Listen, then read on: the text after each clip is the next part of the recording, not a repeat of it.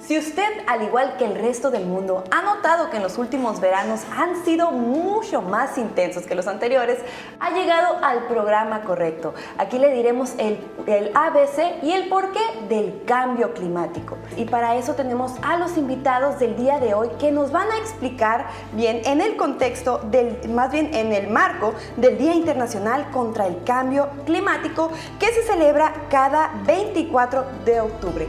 Nuevamente voy a presentar a nuestros expertos del día de hoy. Tenemos como invitado al doctor Jesús Antonio Cruz Varela, director general del organismo de Cuenca Noroeste de la Comisión Nacional del Agua. Bienvenido, doctor, ¿cómo está? Buenos días, muchas gracias, a sus órdenes. También tenemos como invitada a la maestra Maribel Payanes Murrieta, profesora investigadora de la carrera de la licenciatura de Ecología y coordinadora del grupo Ecología Actúes de UES. Bienvenida, ¿cómo está? Muchas gracias, Carito. Muy bien, bendito Dios. Aquí estamos contentos.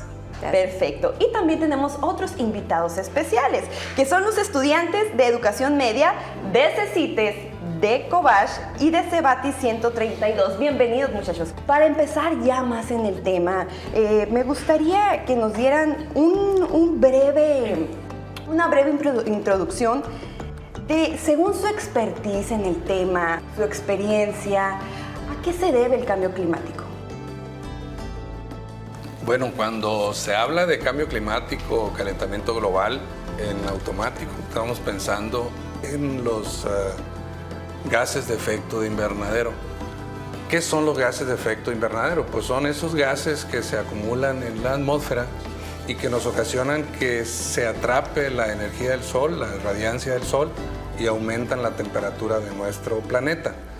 Significa esto que el efecto invernadero normalmente es una situación que nos protege a nuestro globo terráqueo de un comportamiento normal. Sin embargo, cuando tenemos el aumento desproporcionado de los gases de efecto invernadero, pues empezamos a tener un atrapamiento mayor de energía y que hace que nuestro planeta vaya aumentando la temperatura. ¿Y qué significa eso? Bueno, significa que tenemos alteraciones en el océano, en la interacción océano-atmósfera, que es la encargada de regular la condición que tenemos en el planeta, en la regulación de las lluvias, la presencia de huracanes. Recordemos que cuando tenemos una temperatura mayor en el planeta, tenemos un calentamiento superficial también del océano, y eso hace que tengamos consecuencias de mayor cantidad de huracanes presentes que ocasionan lluvias, inundaciones. Mientras en unas partes ocasionan lluvias e inundaciones, en otras partes tenemos falta de ellas, ¿no? Es el efecto, digamos, el problema que tenemos actualmente en el estado de Sonora. Tenemos la presencia de una sequía que normalmente podemos decir que en el estado de Sonora, por ser un estado semidesértico, tenemos presencia de sequías casi recurrentes. Cuando no tenemos sequía es una condición anormal, digamos, ¿no? Entonces sí tenemos que tener nosotros en cuenta que el cambio climático lo estamos generando nosotros mismos. ¿Por qué? Porque el cambio climático, regresando un poco a los gases de efecto invernadero, son los que nosotros estamos generando en nuestras actividades cotidianas. El CO2 es el gas más importante que ocasiona el efecto invernadero. Lo tenemos con emisiones de los automóviles, tenemos emisiones de fábricas, tenemos emisiones de todo lo que corresponde a actividades normales que realizamos en la industria, por ejemplo, y en el comportamiento normal que tenemos. Otro asunto importante, fíjense que el metano es otro de los gases de efecto invernadero que están ocasionando esta acumulación de energía en nuestro globo. De manera general, podemos decir que la acumulación de energía por efecto de los gases de invernadero, pues son los que nos están ocasionando que nuestro globo terráqueo aumente la temperatura. Entonces, ¿cuál es el impacto que tiene con la biodiversidad y el medio ambiente? Ok. Imaginemos un planeta que se creó hace 4.500 millones de años, ¿no? Una masa incandescente, una masa de fuego que está dando vueltas, que se empieza a enfriar y entonces se empieza a precipitar el agua y se forman los mares. Bueno, esa masa de fuego que está justo en el tercer lugar del sistema planetario se ubica en un espacio en donde permite que el agua se mantenga en un estado líquido, ¿ok? Así se mantuvo durante muchos años El asunto del calentamiento global es un asunto que es cíclico. Cada cierto tiempo se dan ciertos grados de calentamiento al planeta de forma natural. El problema es, y como bien lo comentaba ahorita el doctor, que las actividades humanas han hecho que esa temperatura se incremente. ¿Sienten ustedes calor? Bueno, más calor vamos a sentir si seguimos incrementando los gases de invernadero. Entonces, díganos, doctor, ¿cómo afecta el calentamiento global a los glaciares y océanos? Pues mira, es un tema muy amplio que voy a tratar de resumir lo más que pueda. Hablando que el calentamiento global lo que hace evidentemente es propiciar el derretimiento de los hielos, obviamente porque el hielo con la presencia de calor pues empieza a fundir. Sin embargo, el océano también debemos de decir que es ahorita hablábamos de los gases de efecto invernadero, que es el CO2, es el mayor consumidor de CO2 de la atmósfera. Esto implica que el CO2 de la atmósfera es fijado por los organismos unicelulares, que es el fitoplancton, y hace que ese CO2 se convierta en biomasa. Es decir, la primera base de la cadena trófica es el fitoplancton y después de ahí sigue siendo pues, el paso hacia las demás áreas del consumo en el océano. Entonces, si nos ponemos a ver que el exceso de CO2 en la atmósfera hace también que el oxígeno, que el CO2 se fije a través de, si se recuerdan un poco aquí los estudiantes, qué es lo que pasa cuando tenemos agua y CO2. Se forma un ácido. ¿Sí se acuerdan de esa fórmula? Bueno, se está acidificando, digamos, el océano. ¿Y qué es lo que ocasiona la acidificación del océano? Con la presencia de exceso de CO2. Bueno, pues hay organismos que se componen de carbonato de calcio. El carbonato de calcio en presencia del ácido empieza a disolverse y eso propicia que los organismos que se componen de conchas y que tienen su caparazón de carbonato de calcio, pues tienen problemas para poder fijarlo. Entonces, ese es un efecto directo que tenemos de parte de la fijación excesiva de CO2.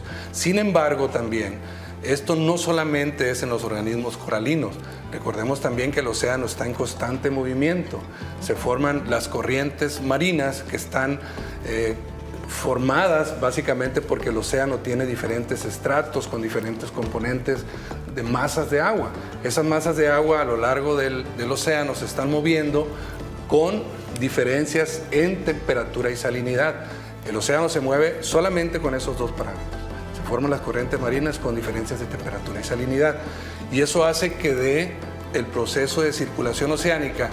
En ese proceso de circulación oceánica, cuando tenemos variaciones de esas masas de agua ocasionadas por la variación de las temperaturas superficiales del mar, ocasionadas por el calentamiento global, pues tiene efecto en especies también. Hay algunas especies que son migratorias y que de pronto en algunos lugares donde no estaba caliente el agua, ahora sí está, pues empiezan a moverse y empiezan a migrar, ocasionando también problemas en las pesquerías en algunos países. Entonces, no solamente son repercusiones locales, tenemos repercusiones también. Se habla de que cuando se empiezan a derretir los polos, empieza a aumentar el nivel del mar. En algunas zonas donde tenemos construcciones pegadas a la playa, empezamos a tener efectos en ellas. Entonces, hay una gama de problemas que genera el calentamiento global y aquí me voy a detener tantito porque creo que es mucho más lo que podemos explicar, pero ahorita lo vamos a dejar para preguntas de ustedes. Perfecto, la verdad que estoy impresionada en ver cómo, o sea, no solamente es a los mares, no solamente es en las sequías, sino todo está conectado en este mundo, ¿no? Desde a lo mejor un microorganismo, un plancton, hasta nosotros que estamos en la ciudad alejados del mar, ¿no? Pero como todo está conectado, la pregunta es, ¿qué podemos hacer? ¿Qué podemos hacer nosotros para ayudar a disminuir el calentamiento global? Maestra. Si nosotros estamos cuidando la biodiversidad de nuestro planeta, vamos a propiciar que los gases de invernadero se puedan absorber. Digamos, el 50% de los gases de invernadero, por ejemplo, se pueden absorber a través del suelo, los pantanos, las marismas, los humedales, el mar.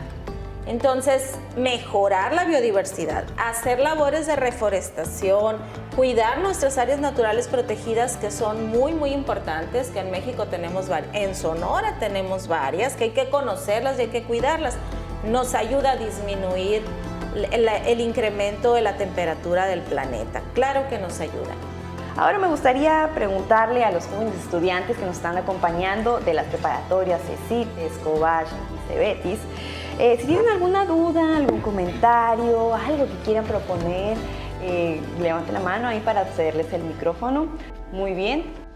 Nosotros como plantel en el Cobach hemos puesto en práctica algunas propuestas para disminuir un poco lo que es el calentamiento global. Por ejemplo, empezamos con la separación de basura, cual es un punto muy importante porque, o sea, ¿cómo vamos a revolver la basura inorgánica con la orgánica cuando la orgánica se puede procesar? Sí. Para volver a empacar o para volver a hacer otras cosas? También en nuestro plantel se hizo un grupo, el que se llama Guardianes de la Basura, en Quino precisamente. Se separó en cuadrantes, los cuales se checó y se mandaron a testear las pruebas para ver cómo están nuestras playas. Y aquí en Hermosillo, o sea, en Sonora, las playas no son las más contaminadas, pero yo siento que podíamos mejorar un poco eso con el simple hecho de juntar nuestra basura y evitar dejar las colillas de cigarro, lo cual es muy importante, ya que las colillas contaminan demasiado. Yo creo que eso es todo por mi parte y muchas gracias. Gracias a ti por dar esta opinión, maestra. Doctor, ¿qué opinan al respecto? Bueno, es una excelente medida. Recordemos que les comenté ahorita que había otro gas de efecto invernadero que es el metano. Y el metano se da por la descomposición de materia orgánica también hacia la atmósfera. Entonces, creo que el manejar la basura nos permite poder disminuir también el efecto del metano, que es 12 veces mayor de nocivo que el CO2. Entonces, el hecho de que propiciemos ese tipo de manejo evita de alguna manera que podamos tener la emisión de metano a la atmósfera. Hay un dato muy interesante que les quiero comentar aquí, que va a salir un poco chusco, pero se están haciendo estudios ahorita del efecto que tienen las vacas en la emisión de metano a la atmósfera. Ya se imaginan por qué, no son muchos animales que emiten gases y que esos gases es metano. Entonces, eso no lo podemos evitar, o tratar de dar algunos alimentos que no generen tanto gas, ¿no? Entonces, de ese tipo de cosas son las que estamos sumando, ¿no?, en las investigaciones que se hacen para tratar de contribuir cada una de sus actividades, la disminución de la emisión de gases de efecto invernadero. Algo que nosotros vemos muy sencillo como comer carne de res, disminuirla sería una gran solución. Sí, pues disminuirías el consumo de carne de res, ¿no? Que a fin de cuentas tenemos que generar mucho gasto en términos de energía y agua, que no hemos hablado nada de agua ahorita, y quisiera aprovechar el espacio, ¿no?, para decirles que yo creo que todo lo que me toca ahorita tener bajo mi responsabilidad el manejo del agua en el estado, yo creo que en ese sentido es el elemento que nos da vida y es el elemento que público debemos de considerar y cuidar lo mayor que podamos. Desde nuestras casas igual podemos empezar a tener ese cuidado que nos requerimos entre todos, porque pues estamos viendo que las recurrentes sequías se están presentando. Nosotros mismos dentro del hogar evitar fugas, evitar pérdidas de agua, que finalmente, vuelvo a repetirlo, la suma de poquito en poquito va dando como resultado el que tengamos un resultado muy, muy adecuado que tiene que ver también con todo este tema que estamos hablando, ¿no? Y ahora seguimos con las preguntas de estos estudiantes que están muy interesados en este tema. Vamos contigo del Cebetis 132. Estamos hablando de que está subiendo el nivel del mar, o sea, ¿qué tanto podría llegar a afectarnos en países como aquí en México, que será Baja California? Mira, se hicieron proyecciones importantes en los años 80, 90, que para el año 2000 íbamos a tener una elevación de 1 metro en el nivel del mar, que hubiera sido catastrófico. No fue así, afortunadamente. Pero sí tenemos variaciones importantes en el efecto que tienen pequeñas elevaciones que no están consideradas dentro del cálculo que se hizo a la hora de llevar a cabo las construcciones. Sí tenemos un efecto importante, sobre todo porque cuando se presentan huracanes y coincide con una alta marea, pues las alcances que tienen los huracanes por esas pequeñas elevaciones del nivel del mar, pues son mucho más allá de lo que normalmente se tenía. Entonces sí hay un efecto importante, lo estamos viendo. Si ustedes van a Quino, van a ver en algunos lugares donde tenemos pérdida de playa, no solamente en Bahía de Quino, a lo largo de las costas del país hay sitios donde estamos perdiendo playa por efecto de esas variaciones que hemos tenido, sobre todo ocasionadas porque tenemos más huracanes en este tiempo, está más caliente el océano es el alimentador automático de un huracán. Los huracanes transfieren energía desde del Ecuador hacia el norte, hacia los polos, digamos, hacia la parte del Ecuador hacia los polos. Entonces, esa situación que se presenta y esas variaciones que se están dando son ocasionadas justamente por este cambio que nosotros estamos ocasionando también en el océano. Recordemos que la interacción océano-atmósfera es la que regula todo el clima del mundo, ¿no? Cabe mencionar que el doctor Jesús Antonio Cruz es oceanógrafo, además de estar en Conagua, es oceanógrafo, así que sabe de lo que está hablando. ¿Algún otro quiere hacer una pregunta? Algo que también quería tomar en cuenta, que no solo por el hecho de todo esto de las playas, sino también los cultivos, que quería que fuese un punto a tomar en cuenta, porque no solo cuando la marea sube afecta a las playas, que también hay basura en las playas, que hemos visto que también proyectos que tiene el mismo COBACH, que se ha encargado de limpiar las playas, ha tenido muchísima basura que han recolectado, no solo en Quino, sino también en Costa Rica. Y se ha hallado demasiada basura y eso también afecta al mar y sube más la marea y sube más la temperatura y, o sea, también llega a punto que sube la marea, que también afectará a los cultivos y, o sea, también hará más desastres, ocupará mover más cosas y ocupará más dióxido y así un ciclo interminable. ¿Qué opinarían ustedes? Gracias, maestro, usted que es la experta en este tema. Sí, efectivamente, 3/4 partes de nuestro planeta está rodeado de mar, entonces un incremento en el mar nos afecta a todos, afecta a los cultivos, afecta a la salud, afecta a la alimentación, en fin, es una afectación global porque otra vez el planeta es un todo, ¿no? Entonces sí hay que pensar en eso, pero yo los quiero invitar también a pensar no solo en lo que nos afecta a nosotros en México, sino a lo que afecta a otras especies a nivel planetario, o sea, estas especies que viven en la zona de los glaciares que se están derritiendo, ¿no? Entonces, esas son especies que tienen afectaciones inmediatas con el derretimiento de los glaciares. Y bueno, es algo que nosotros podemos parar. ¿Quién más lo puede hacer? Los osos polares no lo van a hacer. Desde aquí, desde Hermosillo, Sonora, podemos salvar a un oso polar. Claro que sí. Claro que sí. Totalmente. Salvémonos a ellos y nos salvamos nosotros. Totalmente, porque venimos estando conectados. Exactamente. Bueno, aquí tenemos otro joven que está levantando la mano y que quiere también participar. ¿Qué está haciendo México en contra de la contaminación y los gases de efecto invernadero? ¿Qué hace nuestro país? Bueno, hay tratados internacionales que se han firmado para poder disminuir el aumento en la emisión de gases de efecto invernadero. Uno de ellos es la política de generación de energías limpias, ¿no? Se están haciendo inversiones importantes en la generación de energía a través de paneles solares, a través del aprovechamiento de los vientos para sustituir la quema de combustibles fósiles y generar energía con el viento. Hay un tema muy interesante que se empieza a ver aquí en el país, que ha sido mi sueño y lo digo aquí enfrente de todos ustedes, es la generación de energía a través del oleaje, la energía a través de las corrientes marinas, que yo creo que eso es lo que nos sigue hacia enfrente, que sería pues muy interesante generar en donde se está moviendo permanentemente el océano, tener una energía que pudiéramos aprovechar para sustituir la quema de combustibles fósiles en la generación de la energía que nosotros podemos consumir a diario, ¿no? Entonces yo creo que por ahí tendríamos, lo primero que te comenté se está haciendo, lo último pues esperemos que en algún momento lo pudiéramos desarrollar, ¿no? Yo creo que en el tema de la educación es un buen avance, pero aparte hay que recordar que están los 17 Objetivos del Desarrollo Sostenible, pues, que es un marco rector a nivel internacional, ¿no? Si el asunto de no bolsas de plástico en los súpers, por ejemplo, no es un asunto que se nos ocurrió a nosotros, o sea, proviene de los Objetivos del Desarrollo Sostenible. Efectivamente hay muchas metas y muchos acuerdos internacionales que México ha firmado. No es importante que los firme, sino cómo los operamos, qué es lo que estamos haciendo, ¿no? Entonces, yo creo que en la medida en que nosotros nos vayamos sumando, desde los espacios escolares, pero también desde la vida diaria, vamos a ir mejorando las condiciones de nuestro planeta. Honestamente, yo sí estoy viendo un cambio cultural importante. A lo mejor vamos más lento que lo que es la emisión de gases de invernadero. Eso también lo creo, que hay que apurarnos. Excelente.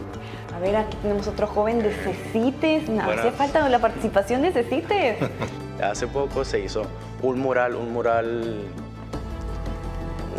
urbano, se podría decir, de este grande que recorre los pasillos de CECITE, que da a conocer justo eso, la renovación, reutilización, las 3 R's, ¿no? Conseguir un cambio en el planeta.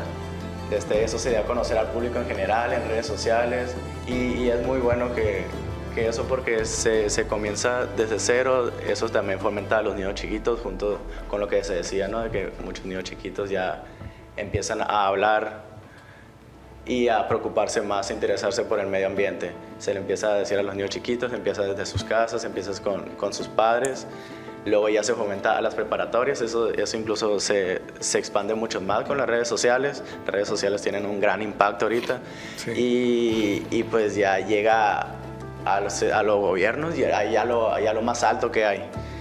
Y pues eso ya se expande por el mundo entero. Es muy importante, es muy bueno que se hable sobre todos esos temas. Y pues quería dar a conocer eso, ¿no? Muchas gracias. Muchas gracias a ti por dar esta opinión, que precisamente mencionaste las 3 R's y aquí el doctor y la maestra estaban hablando de eso, ¿verdad? Sí. Fíjense que este asunto de las 3 R's es bien curioso, ¿no? Porque de hecho el logotipo que ustedes conocen, ¿no? Me imagino, el triangulito, fue formado por estudiantes. Fue en un concurso de estudiantes en Estados Unidos. Y bueno, ya se ha crecido a 4R, 5R, ya hay como más, ¿no? Y creo que eso aún no lo tenemos muy afianzado en nuestra cultura, porque solo el 10% de los residuos se recicla. Entonces es bien poquito, ¿no? Sin embargo, nosotros decimos, hacemos mucho. Y vayan ustedes a la playa, los que han ido a la playa y han estado recogiendo residuos, ven la cantidad de basura y plásticos que hay ahí. Entonces, ¿cómo sucede esto? Bueno, hay que seguir. O sea, aquí la invitación es multiplicar. Pero hay un tema del cual no hemos hablado y que creo que es al que deberíamos de empezar a entrar, que es la disminución en el consumo. Es decir, esta R del reducir la tenemos que tener más plasmada. Hay algo muy importante que no puedo dejar de decir por el tema que me toca el agua, ¿no? El reuso del agua es un tema que nos debe de preocupar muchísimo. Tenemos pues el agua que ocupamos en nuestras casas después sale y va y si no la tratamos, pues ocasionamos los impactos que la doctora acaba de comentar. Entonces, un tema muy importante que tenemos que tener en cuenta es el tratamiento y reuso de las aguas residuales. Las aguas residuales tratadas pueden utilizarse para riego, pueden utilizarse tratadas de una cierta manera para la industria. Entonces, es mucha la misma agua que entra, un porcentaje muy menor sale también después de usarla. Vamos con una pregunta de nuestros jóvenes que están en el auditorio. Adelante. ¿Qué impacto tuvo la pandemia en el cambio climático? Ese espacio de tiempo que quedó donde las actividades evidentemente se disminuyeron de forma muy importante, pues trajo, vamos a decir, resultados que ciertamente todavía no tenemos así una confirmación de datos duros que nos puedan decir cuánto es el efecto benéfico que tuvo por ese lado, por el lado ambiental, la pandemia. Pero por el comportamiento que tuvimos de no estar saliendo, de no visitar playas, de no tirar basura en los lugares donde más afectamos, pudiéramos decir que en ese sentido sí es medible un efecto benéfico, ¿no? Y regresándome un poquito a lo que comentaba al cierre del anterior espacio, quiero decirles que para mí es nuevamente el comentarles que sí tenemos comportamientos que nos van dando tendencias en las que tenemos que tener en cuenta. Las variaciones que hemos tenido en la sequía en los últimos años han sido más marcadas, y eso que implica, la sequía implica no agua.